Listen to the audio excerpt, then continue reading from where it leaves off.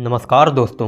तारीख़ों की बड़ी अहमियत होती है क्योंकि हर तारीख़ का अपना अतीत होता है और अतीत की खासियत यह है कि वो अपने भीतर समेटे रखता है कुछ कहानियाँ जो हमें उस वक्त तक ले जाती हैं जब वो घटी रहती हैं। उन तारीख़ों को महसूस करके हम उन लम्हों को फिर महसूस करने लगते हैं। कई बार ये पल हमें अंदर तक झकझोर करने लगते हैं। ऐसी ही एक झकझोर कर देने वाली कहानी 11 सितंबर 2001 में घटी।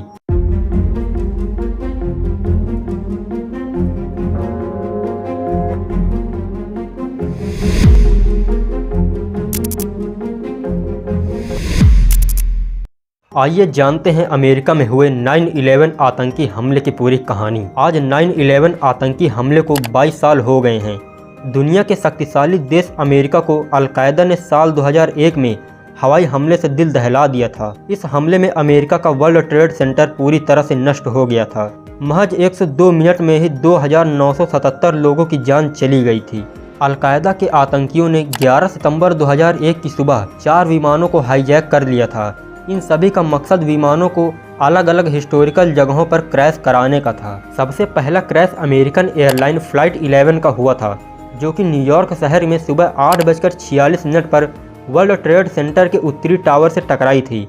इसके 17 मिनट बाद ही यूनाइटेड एयरलाइंस फ्लाइट 175 बिल्डिंग के दक्षिणी टावर से टकराई। हाई अलर्ट जारी होने के बावजूद सुबह 9:37 पर अमेरिकन एयरलाइंस फ्लाइट 77 वाशिंगटन में अमेरिकी रक्षा मंत्रालय पेंटागन से टकराई। चौथा हाईजैक विमान यूनाइटेड एयरलाइंस फ्लाइट 93 का टारगेट व्हाइट हाउस या यूएस कैपिटल बिल्डिंग को निशाना बनाने का लक्ष्य था, लेकिन चौथे विमान में जो पैसेंजर्स बैठे थे उनको इस बात का शक हो गया था कि ये प्लेन भी किसी बिल्डिंग पर क्रैश होगा, इसलिए वो चुपचाप बैठने की बजाय हाईजैकर्स से भिड़ गए। प्लेन में अफरा तफरी मच गई, जिस वजह से प्लेन का कंट्रोल छूट गया और यह पेंसिल्वेनिया के सैंक्सविल में मैदानी इलाके में गिर गया। 9/11 को हुई इन 4 घटनाओं में 2977 लोगों की मौत हुई थी। इनमें 19 हाईजैकर्स भी शामिल रहे। जो लोग मारे गए उनमें 4 विमानों में सवार 246 लोग, वर्ल्ड ट्रेड सेंटर और उसके आसपास के इलाके में 2606 लोग और पेंटागन में मौजूद 125 लोग शामिल थे। मारे गए ज़्यादातर लोग आम नागरिक थे, लेकिन राहत और बचाव कार्य के दौरान 344 बचाव कर्मी, 71 पुलिस और 55 मिलिट्री के जवान भी मारे गए थे।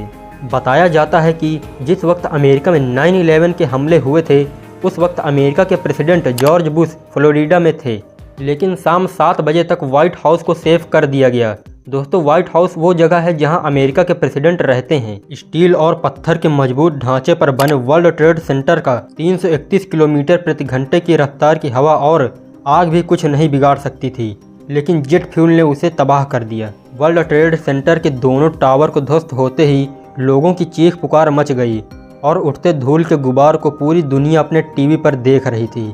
अमेरिका में हुए इन हमलों में कुल 2977 लोगों की मौत हो गई थी और 6000 से ज़्यादा लोग घायल हुए थे। दोस्तों, इस दिल दहला देने वाले आतंकी हमले के पीछे अलकायदा सरगना ओसामा बिन लादेन का हाथ था। 9/11 हमले के बाद अमेरिका ने दुनिया भर से आतंकवाद को ख़त्म करने का बीड़ा उठा लिया। इसी सिलसिले में उसने लेबनान से लेकर इराक तक से आतंकी हमले के बारे में जानकारी जुटानी शुरू की। इस हमले का कनेक्शन आतंकी संगठन अलकायदा से मिलने के बाद अमेरिका को जो जानकारी मिली उसके मुताबिक हमलों की साजिश अफगानिस्तान में रची गई और अलकायदा के आतंकियों और गुट के सरगना ओसामा बिन लादेन को अफगानिस्तान में कुछ साल पहले ही गठित हुई तालिबान सरकार का समर्थन हासिल था। इस हमले के बाद राष्ट्रपति जॉर्ज डब्ल्यू बुश ने ओसामा बिन लादेन और उसके आतंकी संगठन अलकायदा को ख़त्म करने की ठान ली थी। इसके साथ ही अफगानिस्तान से तालिबानी शासन हटाने की प्रोसेस भी तेज कर दी गई। प्रेसिडेंट बुश ने अफगानिस्तान में अपनी सेनाएं भेजी ताकि ओसामा और उसके साथियों का पता लगाया जा सके, लेकिन इसमें सफलता नहीं मिली। अरबों डॉलर खर्च करने के बाद भी बुश खाली हाथ रहे। हालांकि तालिबान को जरूर एक बड़े हिस्से से उखाड़ फेंका गया, लेकिन लादेन हाथ नहीं आया। आखिरकार बुश के बाद अमेरिका के नए प्रेसिडेंट बराक ओबामा के शासनकाल के दौरान लादेन को अमेरिका ने ढूंढ निकाला।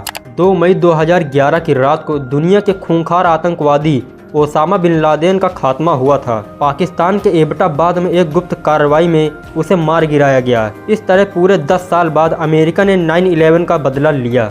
मैं उम्मीद करता हूं दोस्तों आपको ये वीडियो अच्छी लगी होगी। अगर आपको इसी तरह मुंबई में हुए 26/11 हमले की जानकारी चाहिए तो आप लोग वो वीडियो भी देख सकते हैं। ऐसी और वीडियो देखने के लिए इस चैनल को अभी सब्सक्राइब कीजिए। धन्यवाद।